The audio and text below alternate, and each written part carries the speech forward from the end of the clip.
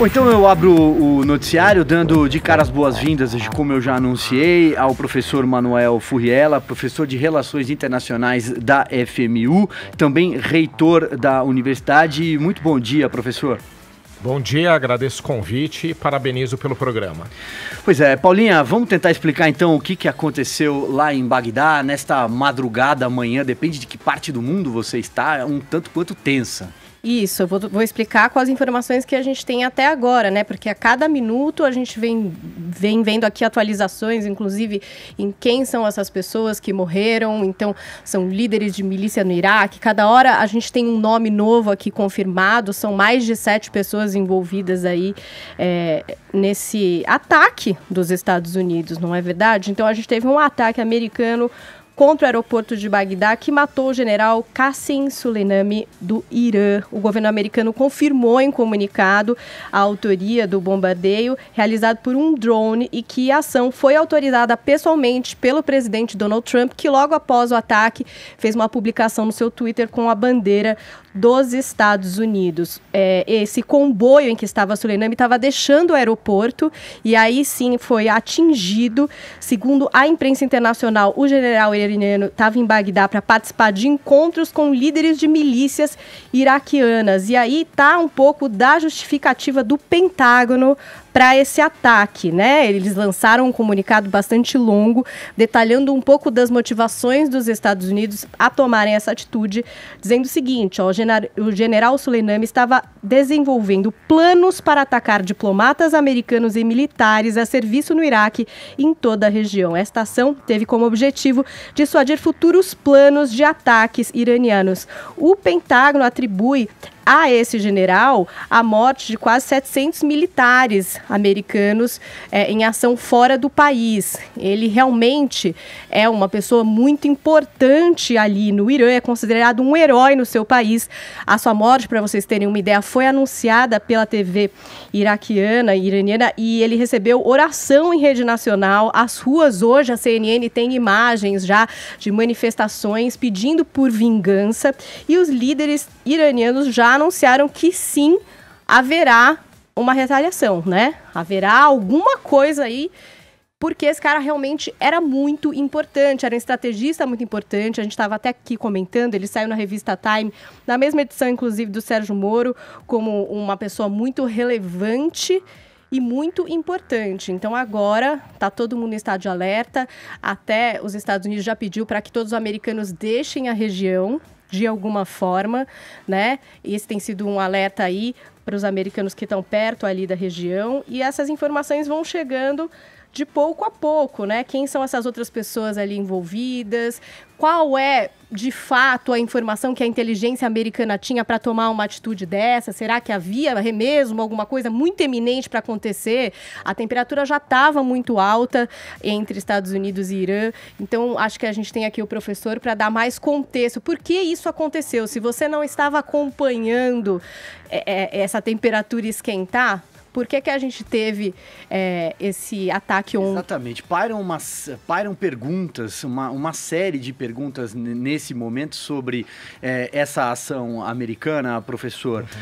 Mas eu queria começar fazendo uma pergunta que nas redes sociais parece ser a grande avalanche nesse momento, que há risco de uma terceira guerra mundial? Pode parecer exagero a pergunta, mas é o que a maioria das pessoas que não tem tanta informação, que não é habituada a consumir tanta informação, especialmente sobre cenário internacional, sobre Oriente Médio e por aí vai, muita gente assustada. Há risco ou essa pergunta de cara já é um exagero, pode ser descartada?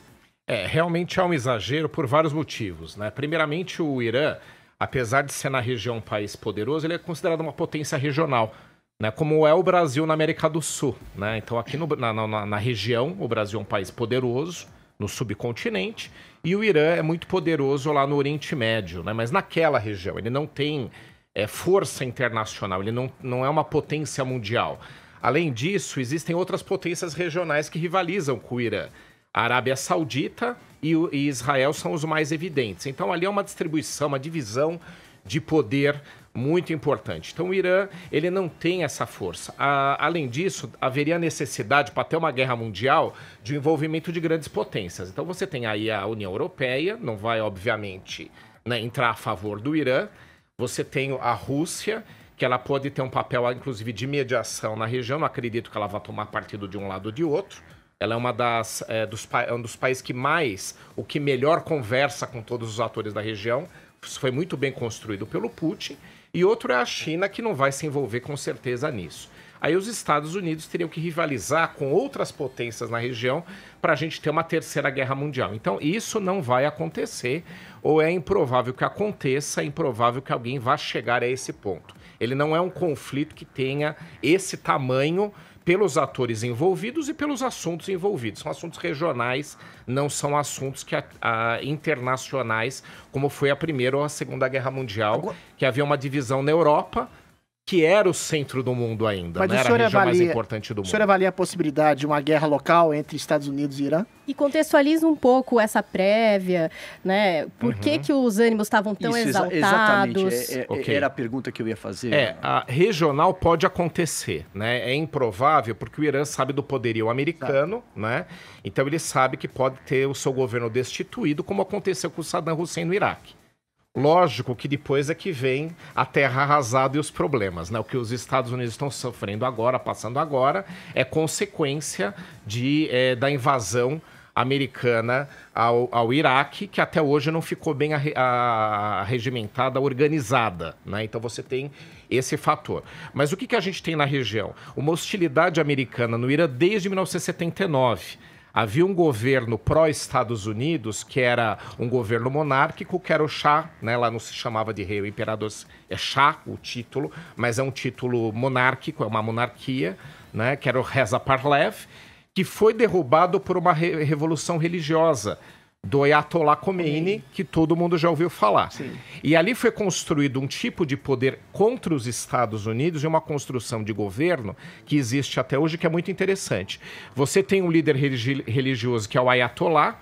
Cada hora que morre um, como foi o Khomeini, vem o seu sucessor. E hoje tem 80 anos, né? Exato. E até esse general que foi morto era cogitado para ser um sucessor, né? Exato. E o Ayatollah... Ao presidente, na verdade, ao presidente. O Ayatollah é a grande liderança. E aí você tem a figura...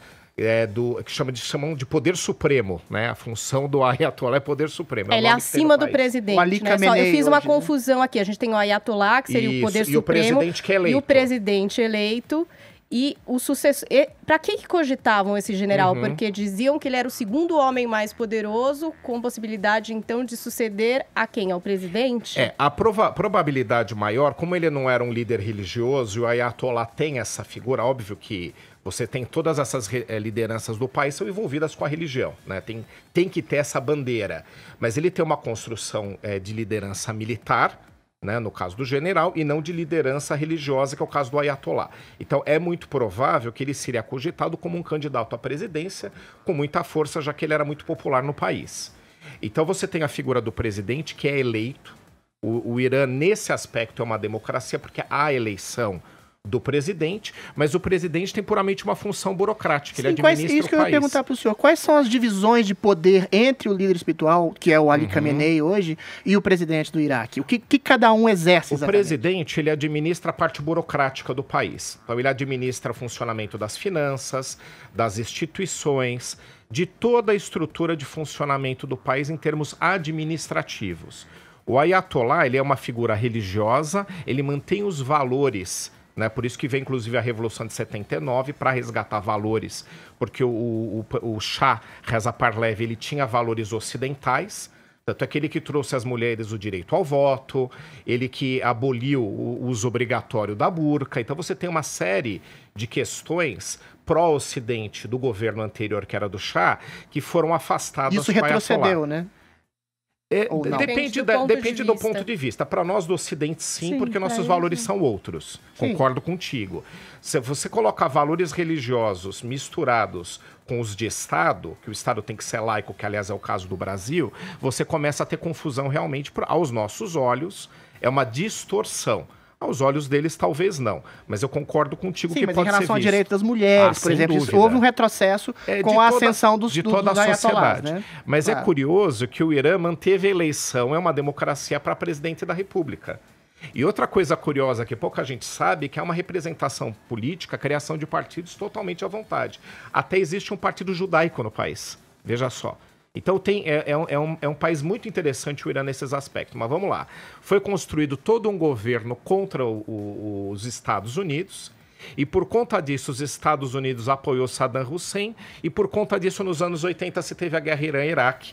Porque os Estados Unidos, para revidar contra o Irã, que tinha um governo que era alheio a seus interesses, armou o Iraque. Né? Todo mundo sabe, guerra Irã-Iraque. Saddam Hussein foi grande aliado americano até 1991, quando não interessou, os Estados Unidos o derrubaram e a gente tem agora essa situação armada na região. Mas é um regime hostil aos interesses americanos. O Obama tentou construir um acordo que quem desenhou foi a União Europeia. Esse acordo previa um aspecto importante, que era a suspensão do desenvolvimento de um armamento nuclear no Irã. Estava previsto no acordo, mas não estava previsto um outro aspecto. O Irã é uma potência militar não nuclear até hoje e rivaliza com a Arábia Saudita e com Israel. E não estava no acordo uma previsão de afastamento de utilização de armas convencionais, ou seja, não nucleares. Então continuava sendo um ponto de instabilidade. O Obama chegou a mandar dinheiro para armamento militar. É que fazia parte do acordo. O que acontece? O Irã... ele está sob sanções da ONU há muitos anos por conta desse programa nuclear. Então, o prejuízo econômico que o país sofreu foi enorme. Os Estados Unidos fizeram um acordo que compensaria ou ajudaria a superação da crise econômica no Irã para trazer para o acordo. E depois o Trump desistiu de fazer o acordo em 2015. A Mariana tem um apontamento ali, Paulinha. Deixa eu só ouvir a Mariana. Eu queria, na verdade, fazer uma pergunta, porque eu dei uma olhada e está rolando uma discussão sobre a legalidade desse ataque. Sim. Né? De que forma isso é vista, do ponto de vista jurídico, eu diria, porque ele era um terrorista que estava planejando ações terroristas contra os Estados Unidos, um país estrangeiro. Então, algumas pessoas estão considerando isso como um ataque legal mesmo. Assim. Então, não seria nem um assassinato, nem nada que fosse... que pegasse mal para os Estados Unidos, digamos assim, porque é uma resposta legal. Como é que o senhor enxerga isso? Você vai ter um debate, né? Tem a questão do Congresso também, dessa decisão ter passado pelo Congresso dos Estados Unidos, que agora é a reivindicação dos democratas, que na iminência de uma guerra, o país não pode entrar em guerra sem isso antes passar pelo Congresso. Eu não vejo ilegalidade interna nos Estados Unidos. O presidente da República, ele tem autonomia para tomar essas decisões. Internamente não há problema, tá? O Congresso americano tem que ser consultado em atos de declaração de guerra, mas não em gestão de conflitos. No Iraque existe um conflito, na Oriente Médio outros, onde os Estados Unidos interferem diretamente, e o presidente da República ele tem gestão, ele tem poder de administrar essas relações das Forças Armadas. Então, consultar o Congresso americano, no meu ponto de vista, é completamente desnecessário. Para um ataque é uma burocracia totalmente maluca. Até você fazer um trâmite legal para um ataque subjetivo. Foi a mesma coisa do Osama Bin Laden. Sim, exatamente. Foi uma decisão do presidente Obama totalmente autônomo. Agora, o que pode ser discutido em direito internacional o fato de que ele era um general, um representante do governo iraniano, né, um general devidamente constituído, e os Estados Unidos praticaram um ato que levaram à sua morte. O que vão usar os Estados Unidos como argumento é de que ele não estava no Iraque, no Irã, ele estava num território estrangeiro, apoiado com o governo apoiado pelos Estados Unidos e colocando em risco os interesses americanos na região. E agora há poucos dias a embaixada americana... Isso que eu ia te perguntar, esse contexto bem atual, né? Exato. Que houve esse esquentamento e até esse tweet do Trump em que ele falava: o Irã matou um segurança privado terceirizado americano e feriu outras pessoas. Respondemos com vigor e sempre iremos responder, porque os Estados Unidos foi lá e fez um ataque aéreo também numa região do Iraque e da Síria. E aí ele disse: agora o Irã está orquestrando um ataque contra a embaixada dos Estados Unidos no Iraque. Eles serão responsabilizados. Esperamos que o Iraque use suas forças de segurança para proteger a embaixada. Então, quer dizer, o clima já estava muito quente nesse fim de ano, depois dessa questão desse segurança privado terceirizado ser morto, né?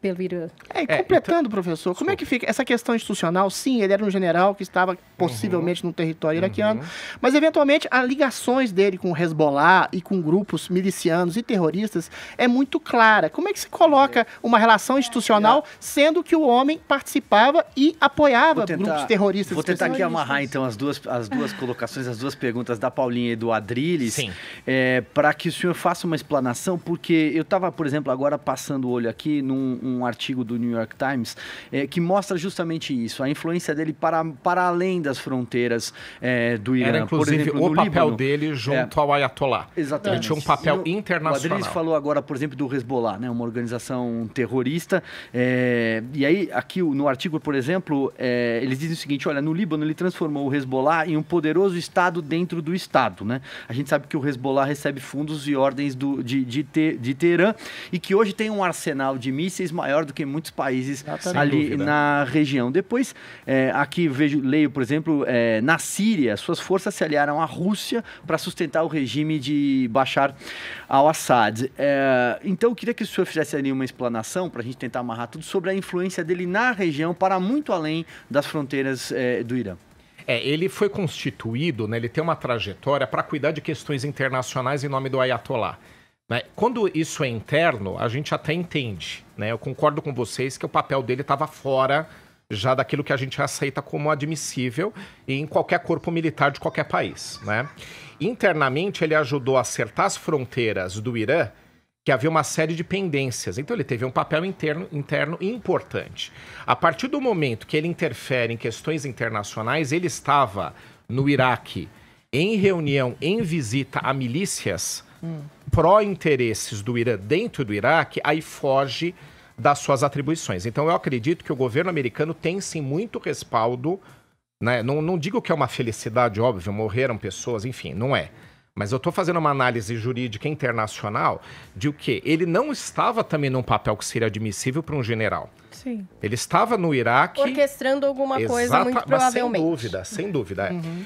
Vamos falar que ele não teve papel diretamente ligado com essa invasão da embaixada, vai vir tudo isso.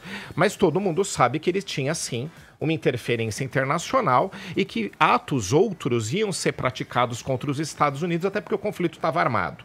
Os Estados Unidos tiveram a sua embaixada parcialmente invadida, revidaram em bombardeios e haveria um revide por parte dos iranianos. Então estava armado o conflito. Sim, a chance de vir algum revide organizado pelo próprio general era enorme e ele estava em território iraquiano, com certeza, para tratar dessa questão com milícia. Ou seja, o que é uma milícia? É um corpo insurgente contra um governo.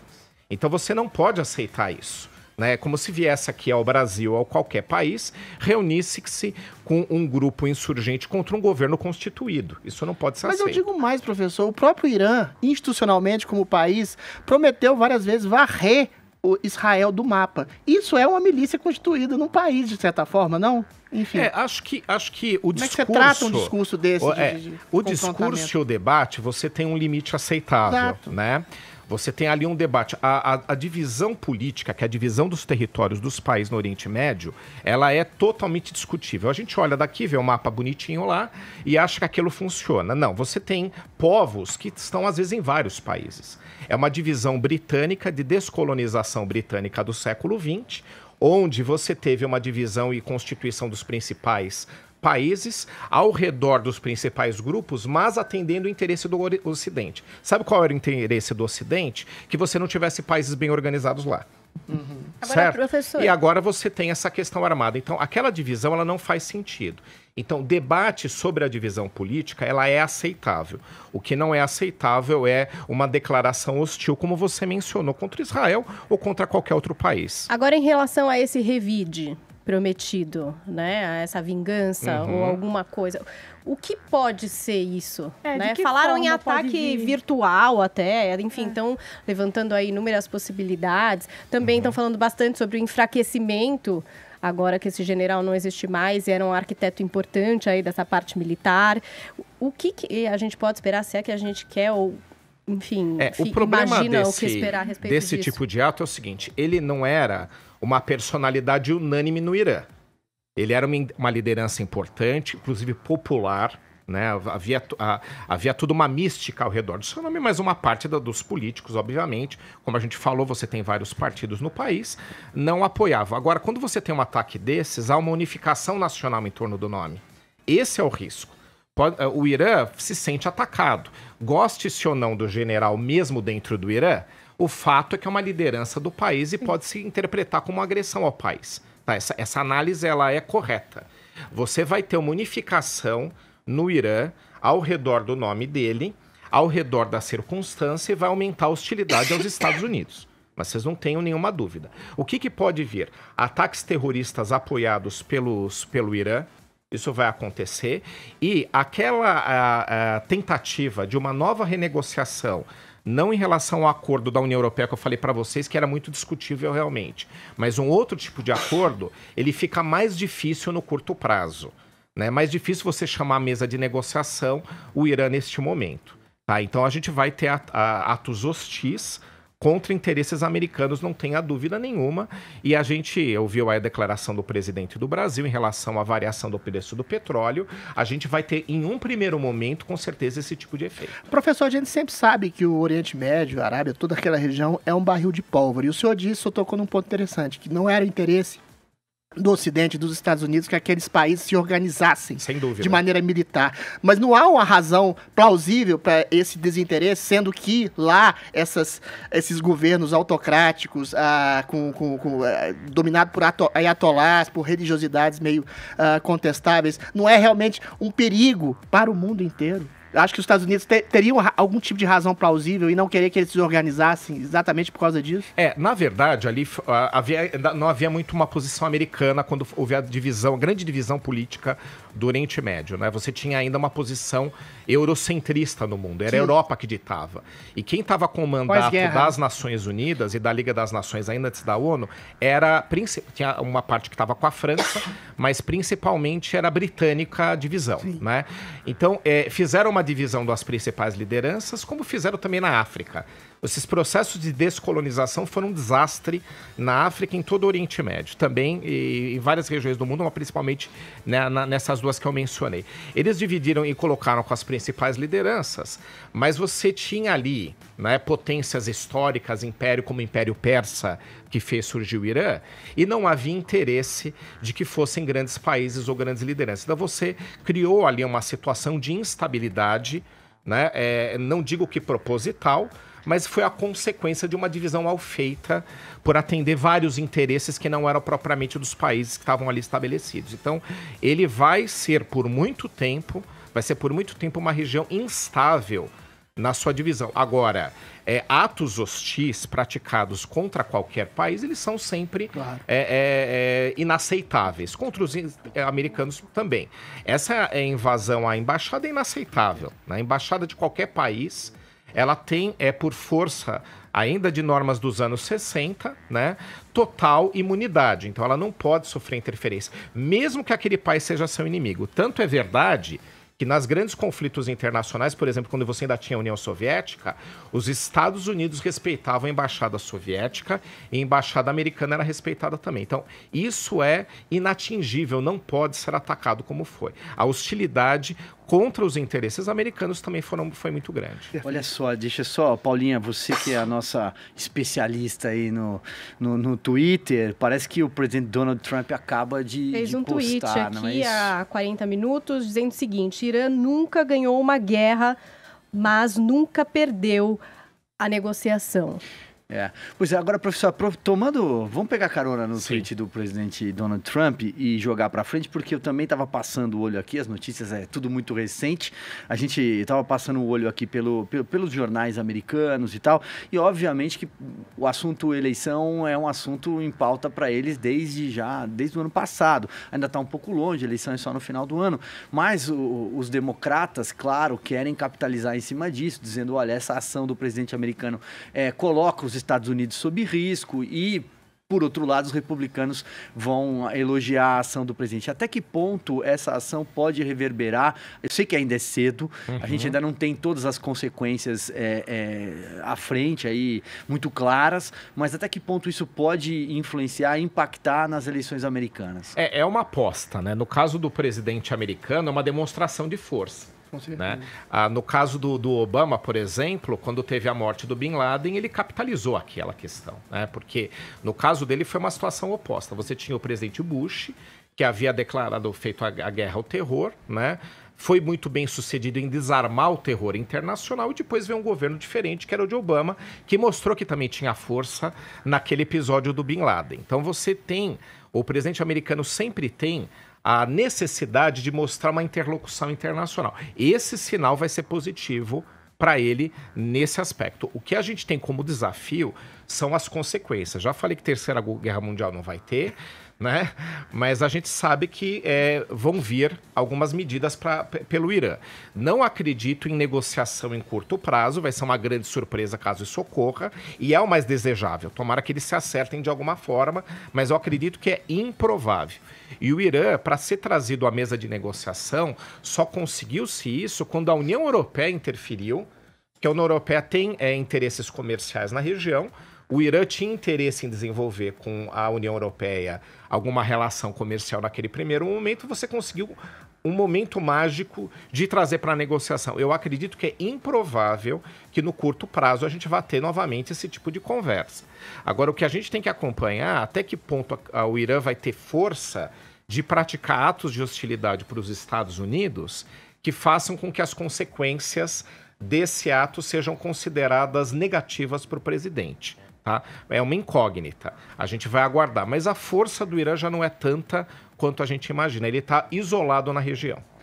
Diga, Mariana, para a gente amarrar aqui esse bloco. Não dá para a gente falar sobre... É um exagero falar sobre a Terceira Guerra Mundial, é claro. Sim. Mas é legítimo que as pessoas se preocupem com o retorno disso, né? As retaliações que certamente vão existir a partir do que aconteceu. Outra coisa que eu queria saber é que eu, dando uma olhada em umas análises, que eu vi um pessoal comentando que os Estados Unidos agiu desnecessariamente, não precisava ter feito isso. Mas a gente sabe que não é bem por aí, especialmente depois dos ataques que aconteceram, incluindo esse da embaixada, que, como o senhor explicou, é uma coisa inadmissível.